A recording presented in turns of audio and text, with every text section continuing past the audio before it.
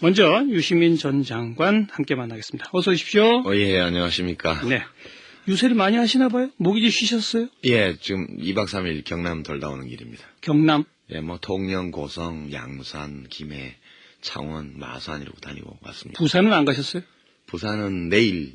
예, 내일 또 내려갑니까? 예, 문성근 대표 같이 막판 유세를 좀 해달라고 해서. 예. 민주통합당 선거운동원 연설원으로 등록을 해야 되는 거예요? 아니요, 그냥 거기 사회자가 지정해서, 정하면, 도지사 후보 차에도 올라가고, 대통령 후보 차에도 올라가고. 예. 그렇게. 지금 거기 도지사 후보는 권영길 후보가 단일 후보로 거기 되어 이제 보통 유세를, 집중 유세를 하면 차량 두 대가 같이 있어서 하기 때문에. 네네. 묶어서 선거운동을 하고 있어서. 예. 근데 제가 아까 소개할 때 양 캠프 관계자, 저는 캠프 관계자는 아닙니다. 문재인 캠프하고는. 알겠습니다. 관련이 없고. 그래도 아무튼 진보정의당이 지금 민주통합당하고 국민연대를 함께 하고 있지 않습니까? 그 이제 저는 진보정의당 당원으로서. 예. 좀 이름이 알려진 자원봉사자 그 정도로 해주시죠. 알겠습니다. 더 소개 안 해도 사람들이 다 아니까요. 민심 어떻습니까? 민심은 예전부터 정권 교체를 바라는 민심이 높은 것은 확실했던 사실이고. 그건 여론조사에서도 나오긴 하는데, 이상하게 1대1 이렇게 붙여보면은 아니잖아요. 근데 박근혜 후보 지지율이 지난 1년 내내 양자 대결에서 45% 내외였거든요. 예. 지금도 변화가 없고, 그 이유는 정권 교체를 원하는 민심이 아주 높기 때문에 그런 현상이 빚어지는 거죠. 나머지 그럼 55% 이상의 교체를 바라는 민심은 하나로 모아지지가 않고 시간이 많이 걸려서 이제 겨우 하나로 결집하는 양상이 됐습니다.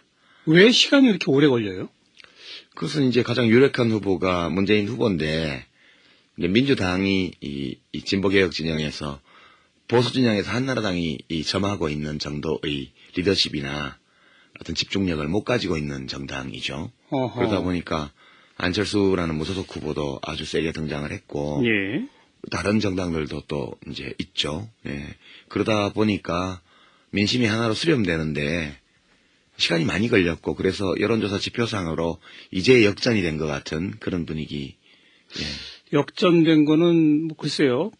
여론조사 공표 금지 기간이 시작되기 직전에 조사한 것들 가운데는 딱 한 조사가 두 개였나요? 한국일보하고 오마이뉴스인가 하고. 물론 오마이뉴스는 그 다음날 또 달라지기도 했지만, 여하튼 임박해서 2개 정도 문 후보가 살짝 앞서는 게 있죠. 근데 나머지는 대다수가 다 3%, 2%, 5% 그렇죠. 많으면. 근데 그것은 이제 그게 일주일 사이에 뒤집어질 수 있을까요? 그럼요. 그게 이제 여론조사 지지율이 본 지표라고 본다면 선행 지표가 있고 후행 지표가 있죠. 그러니까 선행 지표의 대표적인 게 이른바 정권 테마주 같은 건데요.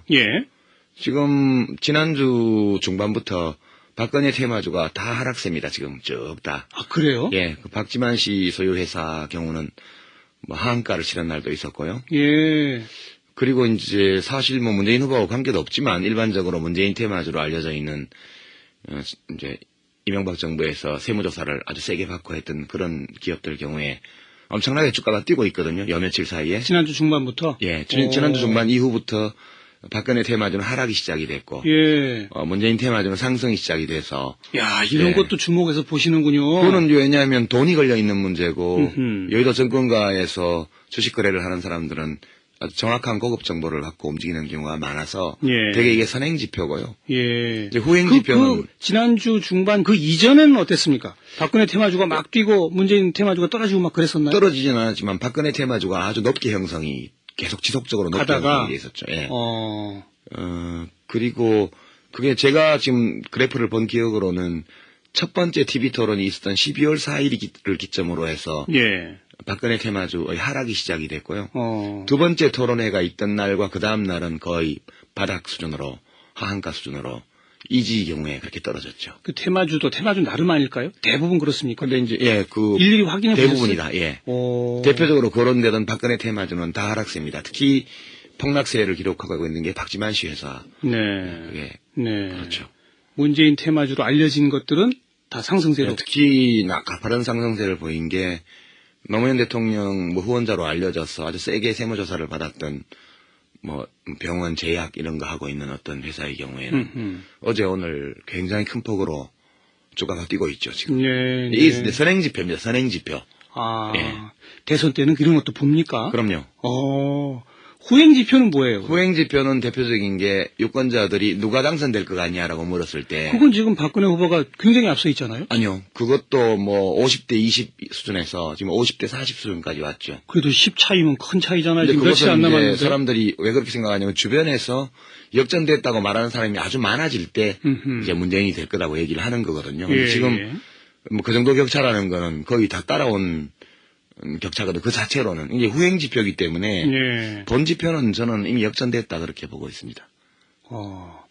많은 전문가들은 조심스럽게 아직 모르겠다 그러는데 저는 뭐 객관적인 전문가는 아니니까요. 네. 그 뭐 객관적인 전문가, 희망을 섞어서 네, 객관적인 양 하는 평론가들도 거의 뭐 특정 후보 운동원처럼 그렇게 얘기를 다 하던데요, 요새. 뭐 그런 분들도 있고 안 그런 분들도 있고 그렇습니다. 뭐 가끔 안 그런 분도 계시고 대부분 그렇던데요. 근데 어쨌든 지금 선거가 불과 며칠 안 남은 상태인데 네, 저는 문재인 후보가 이길 것으로 저는. 근데 이제 와서야 그렇게 모였다 그 말 아닙니까? 네. 그 이제 두 가지인데요. 하나는 여론조사 지표 자체가 이제 추격해서 초박빙으로 온 거. 이게 하나의 지표고 또 하나는 이제 박근혜 후보 지지층의 적극적 투표 의사, 문재인 후보 지지층의 적극적 투표 의사. 이게 불과 일주일 전만 해도 90대 70 수준이었어요. 예. 박근혜 후보 진영은 완전히 결속되어서 이제 준비를 하고 있고 문재인 후보 지지라고 밝힌 분들 중에는 적극적 투표 의사가 70%밖에 안 됐어요. 네. 근데 어제 나온 조사를 보면 선관위가 한 조사를 보면 90%까지 아니 선관위 조사는 이제 투표하겠다가 거의 90%고 예.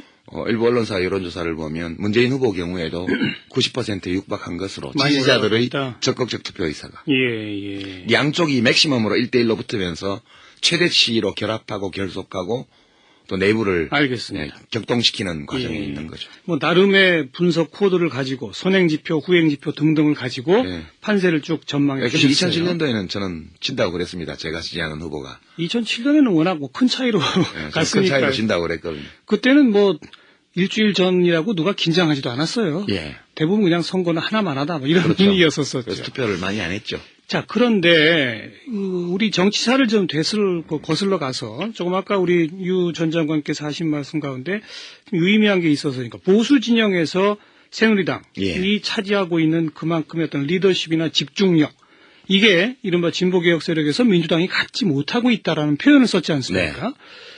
이 거슬러 가 보면 민주당 쪽에서 대통령을 당선시킨 게 딱 두 번이에요. 예. 김대중 대통령 때도 DJP 연대를 통해서 당선됐고 그렇죠. 노무현 대통령 때도 정몽준 후보와의 단일화를 통해서 당선됐어요. 막판에 깨졌지만 어쨌든 예. 그리고 2007년에는 누구랑 연대하거나 없이 그냥 갔는데 큰 차이를 졌어요. 예, 참패를 했죠. 이번에는 안철수 전 후보와의 단일화라고 하는 것 때문에 그나마 지금 여기까지 와 있는 예. 상태. 단도직입적으로 민주당은 왜 혼자서는 못합니까? 그건 이제 민주당 잘못만은 아니죠. 왜냐하면 지역구도하고 관계가 깊은데요. 우리나라가 보수가 강한 나라인 것도 분명하지만 그것이 지역과 결합되어 있습니다. 우리나라가 보수가 강한 나라인가요? 그럼요. 압도적으로 강하죠. 네. 특히 북한과 대치 상황이 지금 반세기 넘게 계속되고 있기 때문에 굉장히 강합니다. 그래서 근데 그게 인구가 가장 많은 지역을 깔고 있거든요. 영남 지역? 영남을. 예. 그러니까 인구가 지금 유권자 숫자가 호남에 비해서 약 2.5배 수준입니다. 그러니까 민주당에서 어떤 사람이 후보가 되더라도 새누리당의 후보에 비하면 이 고정표 확고한 지지 기반 면에서 상대가 안 됩니다. 일본 지역구도 때문이다. 예, 그게 이제 민주당이 처하고 있는 객관적인 조건이기 때문에 아무리 괜찮은 후보가 나와도 기본적으로 어렵다고 봐야죠. 예. 거기에다가 그럼 그만큼 민주당이 탈지역화를 못했다는 얘기일 수도 있는 거네요. 예, 그걸 성공적으로 하지를 못했죠. 예. 민주당이 아주 민주당스러운 후보를 가지고 이긴 거는 김대중 대통령 때가 마지막이고. 그때도 어쨌든 DJP 연대가 있어서 그런 거예요. 뭐 어쨌든 간에 2002년도나 이번 경우에는 아주 민주당스럽지 않은 후보를 가지고 지금 외부 영입 케이스라고 봐야죠. 이기거나 선전하거나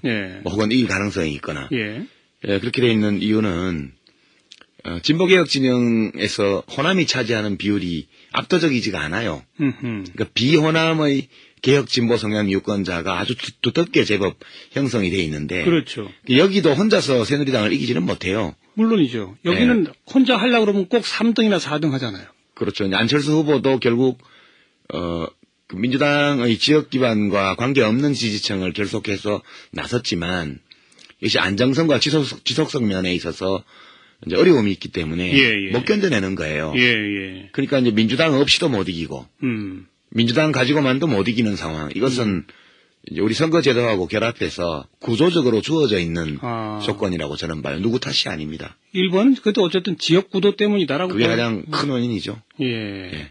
그걸 벗어날 방법이 없나요? 민주당이 탈지역화해서 이른바 비호남 개혁 세력이 집중도 있게 또 충성심을 발휘해서 갈 수 없나요? 그게 이제 노무현 대통령도 그걸 시도를 했고, 뭐 저도 개인적으로는 10여 년간 그걸 시도를 했는데. 열린우리당 창당 등등등. 예, 그거 포함했어요. 예. 지금까지는 성공을 못했죠. 왜냐하면 그것은 민주당의 국회의원들이 원할 때에만 될 수 있는 건데, 그걸 강제로 누가 할 수는 없습니다. 근데 그럼 왜 안 원하느냐 이런 문제들은 지금 대선 코앞에 두고 이야기하기에는 조금 조금 적절치 않은 면이 있어서 그냥 뭐 상식적으로 추론되는 게 기존 의원들의 기득권 뭐 그런 거 있지 않겠어요, 당연히? 의원들의 기득권 이전에 예. 정당으로서의 집합적으로 누리는 집단적으로 누리는 기득권이 있어요. 그러니까 당대표나 국회의원들의 기득권이라는 것은 정당의 기득권에서 파생돼 나온 거에 불과하고요. 이제 근본적으로는 선거제도를 바꾸어서 지역주의가 있어도 그것이 압도하지 못하도록 만들거나 그렇지 않으면 현행 선거제도 아래에서 이걸 돌파할 만큼의 힘을 가진 어떤 리더나 세력이 나타나야 되는데 어느 것도 안 되는 거죠 지금. 저는 아주 어렵다고 보고요. 벗어나는 게 우리 정치는 앞으로도 상당한 기간 특별한 변화가 없다면 이렇게 불만족스러운 조건에서 갈 수밖에 없지 않나라는 상당한 좌절감을 느끼고 있습니다. 불만족스러운 중간 유동층이 있을 수밖에 없다. 네. 그걸 누군가가 잡아야 한다 그거로군요. 그렇죠. 이제 이번에는 그걸 안철수 전 후보가 잡은 거죠. 안철수 전 후보가 엄청난 역할을 한 거죠. 네. 그렇게 결속이 안 됐더라면 민주당 문재인 후보를 중심으로 정권 교체를 바라는 모든 사람의 마음을 하나로 모으는 것이 어려웠을 거예요. 그렇겠죠. 저는 그렇게 봅니다. 단일화 과정 그리고 그 후에 그 안 전 후보의 지원 이 과정은 어떻게 생각하세요? 그건 뭐 사람에 따라서 조금씩 다르게 평가할 수는 있겠습니다만 대체로 투표일까지만 마음을 다 모을 수 있다면 뭐 그 과정에서 좀 늦고 이러고 형식 면에서 이런 것 저런 것 뭐 있다 하더라도 대세에 큰 영향은 없지 않느냐 저는 그렇게 봅니다. 그리고 만약에 당선이 된다면 이른바 공동정부와 같은 형태가 잘 운영될까요? 어떻게 보세요? 그것은 아직 단언하기는 어렵죠. 이제 그 문제는 문재인 후보가 당선된다면 문재인 당선자와 안철수 전 후보 사이에서 뭔가 해법을 찾아서 두 분이 앞에서 책임지고 만들어 나가야 될 과제.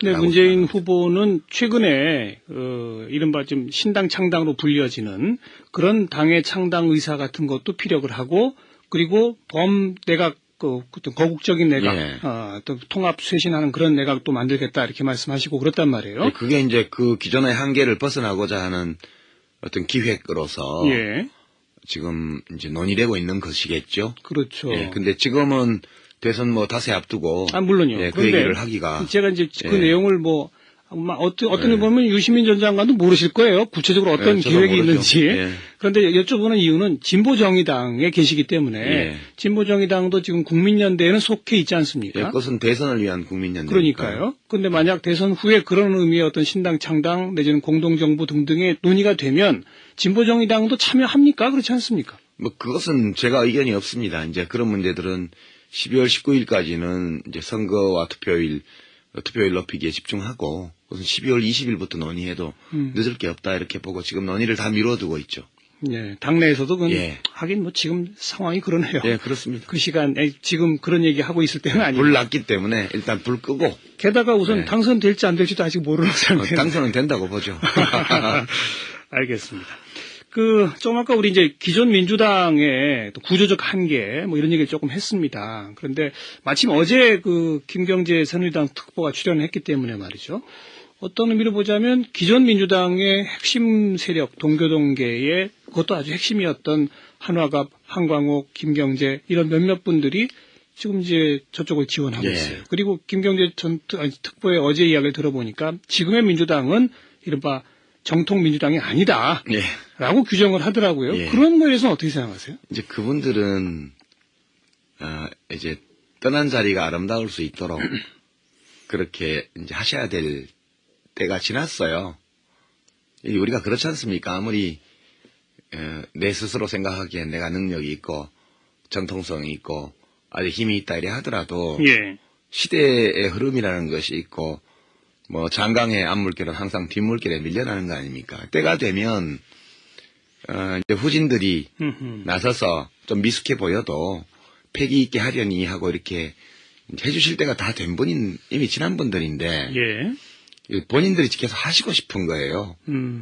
예, 그런 것 때문에, 예, 이게 현실의 변화에 잘 적응을 못 하시는 상황으로 봅니다. 그런 것들은 뭐 유권자들이 아주 냉정하게 평가하리라고 봐요. 저는 전혀 이 대선 판세에 영향을 못 주지 않습니까? 예. 예. 근데 기존 민주당에 계셨던 분들의 입장에서는 새롭게 정권을 창출했던 노무현 대통령을 중심으로 한 이른바 친노 세력들, 예. 이런 분들이 어떻게 보자면 굴러온 돌인 것처럼 보이고. 근데 친노가 누가 있어요? 지금 문재인 후보 말고. 이해찬 대표도 대표직 내놨고. 이해찬 대표도 어찌 보면 김대중 대통령이. 근데 지금 말씀드리는 거는 과거에. 예. 과거에 뭐 지금 김경재, 한화갑, 한광호 이런 분들이 민주당으로부터 공천을 받지 못하게 되는 그 상황에서는. 그건 친노하고는 아무 관계 없어요. 아, 그런가요? 그분들은. 예, 지금 뭐, 지난번에 선대위 실무자 9명, 소위 친노, 퇴진하고 나서, 또 이제 뭐, 인적 청산하라고, 친노 퇴진하라 그러니까, 할 사람이 없어요, 아무도. 그래서 나온 게 이해찬 대표적 사태고, 지금 와서는 정기 은퇴해라, 이런 얘기하는 사람들도 있어요. 그게 왜 그런 얘기가 나오냐 하면, 달리 아무리 찾아봐도, 예. 후보 말고는, 예. 친노라는 딱지를 붙일 수 있는 정치인이 유력한 사람이 아무도 없습니다. 음흠. 그냥 민주당은 민주당이에요. 저는 자꾸 왜 존재하지도 않는 뭐 친노 패권주의니 사람이 없는데 무슨 패권주의가 있어요. 저는 제가 요새 언론에 친노라고 분류돼서 보도되는 의원 명단을 보면 열린우리당 시절에 말도 못하게 노무현 대통령하고 각 세웠던 분들이 거기 다 들어있더라고요. 예. 지금은 열린우리당 당적을 가진 적이 있는 사람을 다 친노라고 하는 거 아니냐. 이거는 그냥 정치적 공격을 위한 언어지 객관적 사실과는 전혀 무관한 일로 봐요. 하긴 뭐 친노의 핵심이 바로 유시민 전 장관이시니까, 그죠? 핵심은 아니고 뭐 좀 유명한 사람 중에 하나죠. 그냥. 예. 문재인 후보하고는 같이 일을 많이 하셨잖아요. 일은 안 해봤죠. 왜요? 장관 그리고 청와대 수석 등등은 같이 일하는 거 아닌가요? 뭐 수석 비서실장하고 장관하고는 업무상 연관은 별로 없어요. 그런가요? 예, 복지부 장관은 특히. 예. 그러니까 하긴 물론 이제 뭐 민정수석하고 그랬으니까 복지부 예, 쪽은 또 아니네요. 대통령 모시고 업무 보고를 하거나 뭐 정책 회의를 하거나 할 때 배석하시지만 비서실장은 입 없이 귀만 열고 되게 들으셨고. 예. 제가 장관직 사퇴할 때 대통령께 뭐 국민연금법 개정안 부결 책임을 물어서 인책 사퇴를 해야 된다고 이제 건의할 때 그럴 때 만나 뵙고 취지 설명드리고 하는 과정 또 뭐 그런 이런저런 모임에서 많이 뵙고 그런 건 사실이지만 예. 하나의 과제를 놓고 함께 그 과제에 참여하거나 그런 것은 없었던 것 같아요. 대통령 되면 잘하실까요?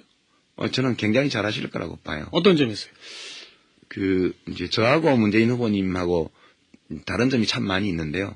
제일 다른 게 문재인 후보 경우에는 제가 이렇게 쭉 가까이서 보나 멀리서 보나 자주 보나 가끔씩 보나 마음속에 이렇게 분노나 어떤 냉소주의 또는 누군가에 대한 미움 이런 거가 거의 없어요. 예. 느껴지지도 않고 있는 것 같지도 않아요. 어허.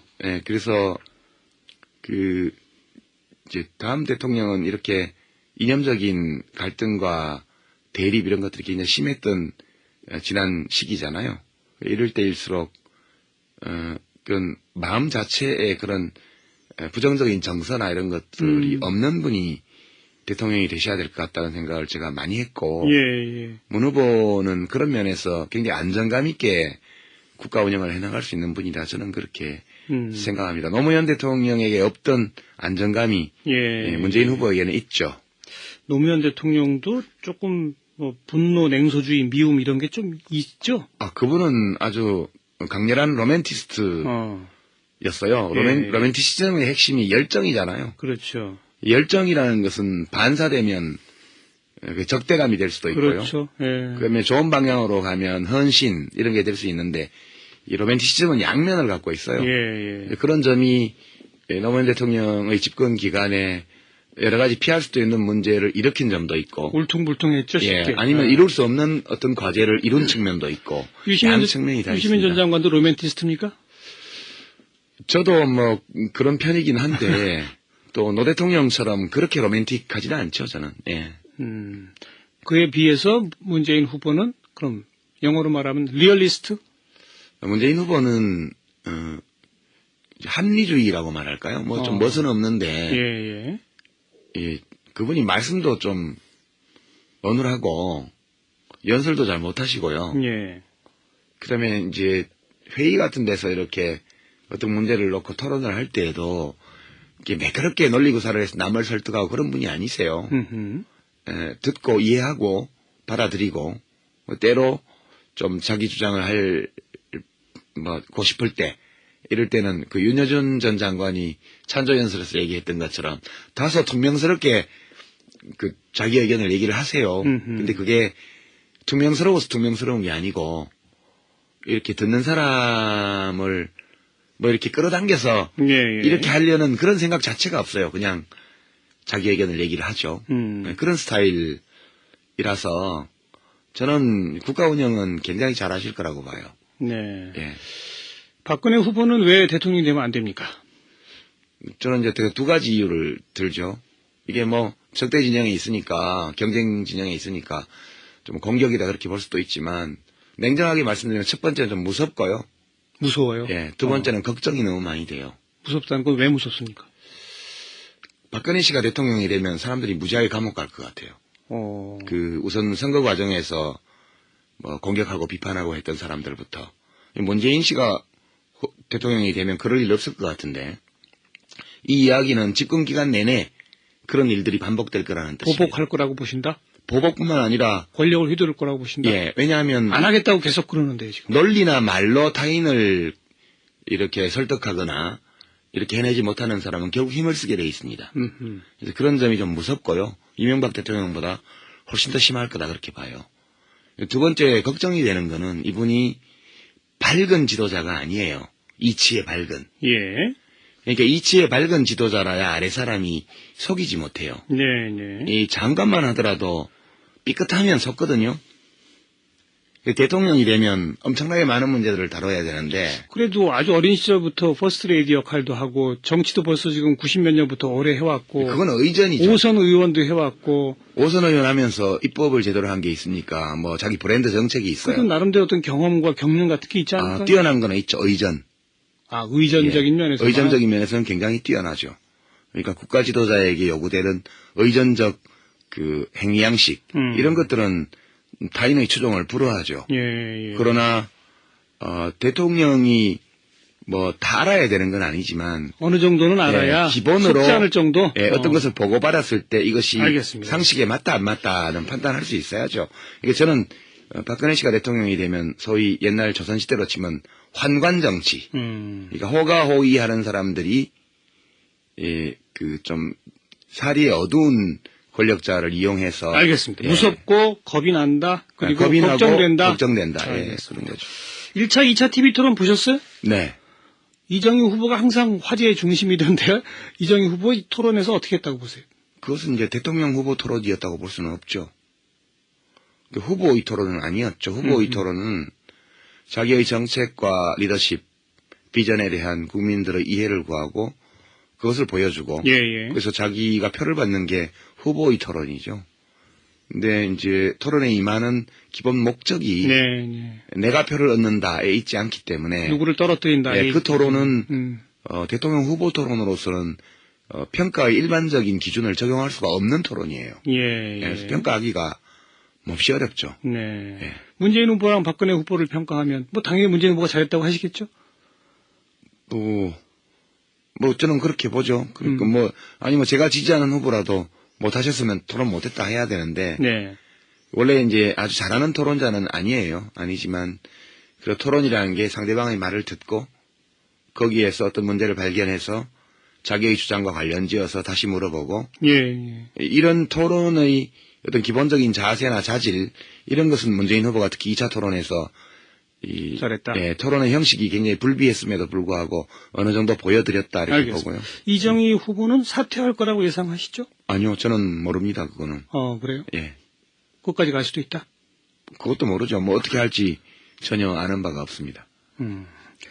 그 TV 토론 얘기가 나온 김에 그 2차 TV 토론에서 박근혜 후보가 그 무상의료에 대해서 이정희 후보한테 공격하는 그런 예. 과정에서 유시민 전 장관 얘기를 꺼냈어요. 아시죠? 예. 무상의료 하겠다는 것은 세상 물정 모르는 터무니없는 구상이고 정책이다. 예. 이게 유시민 전 장관이 한 말이다라고 이야기했더라고요. 예. 맞아요? 예. 예. 그 이제 무상의료를 진보 정당이 집권한다고 해도 바로 하겠다는 거는 아니에요. 그러나 실제 집권할 수 있는 가능성이 없기 때문에 그런 구체적 고민을 싣지 않고 그냥 무상의료로만 지금까지 주장을 해왔죠. 예. 거기 거치게 되면 그것은 구호죠. 그런데 그런데 문재인 후보와는 관계가 없는 비판이에요. 예. 문재인 후보의 정책은 아주 현실적인 정책이거든요. 연간 의료비 제한을 다 하겠다, 상한선을 주겠다. 뿐만 아니라 이제 그게 기본이고 그다음에 일반적으로 연간 자부담이 100만 원 넘어가는 경우가 별로 없습니다. 중증 질환에 걸렸을 때는 그렇죠. 예. 그래서 외래 환자와 입원 환자로 나눠서 외래 쪽은 다소 자부담이 높더라도 고액이 아니니까 놔두고 예. 그 건보 재정을 입원 환자 중심으로 집중해서 그쪽 보장성을 90%까지 강화하겠다는 뜻이에요. 예. 자부담이 10% 남아있기 때문에 예. 이 경우는 비용 폭발의 위험도 적고 그다음에 일부 외래 환자가 입원으로 전환되는 효과는 있겠으나 입원비 진료비 이외에도 입원을 하게 되면 이제 노동 손실이나 가족들의 부담 이런 것이 자부담이 또 따르기 때문에 그것은 이제 소위 뭐를 해줘도나 이런 것들을 발생시킬 위험이 매우 적어요. 그러니까 예. 유시민 전 장관께서 무상의료는 터무니없다라고 책에서 쓰셨던 것은 바로 그 어떤 자부담이 전혀 없는 그런 걸 하게 되면 뭐랄 해줘도 의료비 폭발 이런 걸 우려한다. 지금 작년 건보재정 국민의료비가 81조 원인데 지금 가격 시스템에서 그렇단 말이에요. 예. 근데 만약에 완전 무상으로 일시하게 되면 수요가 폭증할 거기 때문에. 알겠습니다. 그러면 그 비용으로 안 되니까. 하필 박근혜 후보가 유시민 전 장관을 인용해서 이정희 후보를 공격했었죠. 어떠셨어요? 그게 잘못 인용한 거죠. 그 대목에서 인용할 대목이 아니에요. 그거 말고 제가 한나라당 좀 정신 차리라고 한 수많은 말들이 있는데 그런 거 좀 들으시지 왜 그건 안 듣고 보약이 되는 거는 다 엎어버리고. 알겠어요. 시간 다 됐습니다. 한 1분 정도 유권자들한테 한 말씀 하시고 끝내죠. 예, 제가 이제 진보정의당 투표율 80% 운동본부 본부장인데요. 80% 되면 제가 여의도에서 해남 땅끝까지 걸어가겠다고 약속을 했습니다. 네. 은근 겁이 나기도 하는데요. 저 좀 해남까지 걸어가게 해주십시오. 한 20일 걸려서 걸어가랍니다. 네. 예. 자, 유시민 전 장관 함께 만났습니다. 고맙습니다. 네, 고맙습니다. 네. 네, 저는 문재인 후보가 이길 것으로 근데 전망합니다. 이제 와서야 그렇게 모였다 그 말 아닙니까? 네. 이제 두 가지인데요. 하나는 여론조사 지표 자체가 이제 추격해서 초박빙으로 온 거. 이게 하나의 지표고 또 하나는 이제 박근혜 후보 지지층의 적극적 투표 의사, 문재인 후보 지지층의 적극적 투표 의사. 이게 불과 일주일 전만 해도 90대 70 수준이었어요. 예. 박근혜 후보 진영은 완전히 결속되어서 이제 준비를 하고 있고 문재인 후보 지지라고 밝힌 분들 중에는 적극적 투표 의사가 70%밖에 안 됐어요. 네. 어제 나온 조사를 보면 선관위가 한 조사를 보면 90%까지 선관위 조사는 이제 투표하겠다가 거의 90%고 예. 일부 언론사 여론조사를 보면 문재인 후보 경우에도 90%에 육박한 것으로 많이 지지자들의 올라갔다. 적극적 투표 의사가 예. 양쪽이 맥시멈으로 1대1로 붙으면서 최대치로 결합하고 결속하고 또 내부를 알겠습니다. 격동시키는 과정에 있는 거죠. 뭐 나름의 분석 코드를 가지고 선행지표, 후행지표 등등을 가지고 판세를 쭉 전망해 그래서 주셨어요. 2007년도에는 저는 진다고 그랬습니다. 제가 지지하는 후보가. 2007년에는 워낙 큰 차이로 큰 갔으니까 차이로 진다고 그랬거든요. 그때는 뭐 일주일 전이라고 누가 긴장하지도 않았어요. 예. 대부분 그냥 선거는 하나만 하다 뭐 이런 그렇죠. 분위기였었죠. 그래서 투표를 많이 안 했죠. 자, 그런데 우리 정치사를 좀 거슬러 가서 조금 아까 우리 유 전 장관께서 하신 말씀 가운데 좀 유의미한 게 있어서 대표적으로 거론되던 박근혜 테마주는 다 하락세입니다. 특히 폭락세를 기록하고 있는 게 박지만 씨 회사. 네. 예. 네. 그렇죠. 문재인 테마주로 알려진 것들은 다 상승세로. 특히 가파른 상승세를 보인 게 노무현 대통령 후원자로 알려져서 아주 세게 세무조사를 받았던 병원 제약 이런 거 하고 있는 어떤 회사의 경우에는 어제 오늘 굉장히 큰 폭으로 주가가 뛰고 있죠, 지금. 네. 이 선행지표입니다, 선행지표. 아. 예. 대선 때는 이런 것도 봅니까? 그럼요. 후행지표는 뭐예요? 후행지표는 대표적인 게 유권자들이 누가 당선될 것 같냐라고 물었을 때. 그건 지금 박근혜 후보가 굉장히 앞서 있잖아요. 아니요. 그것도 50대 20 수준에서 지금 50대 40 수준까지 왔죠. 그래도 10 차이면 큰 차이잖아요. 근데 지금 며칠 안 그것은 이제 남았는데. 사람들이 왜 그렇게 생각하냐면 주변에서 역전됐다고 말하는 사람이 아주 많아질 때 이제 문재인이 될 거라고 얘기를 하는 거거든요. 근데 예, 지금 그 정도 격차라는 거는 거의 다 따라온 격차거든. 그 자체로는 이게 후행 지표이기 때문에 예. 본 지표는 저는 이미 역전됐다 그렇게 보고 있습니다.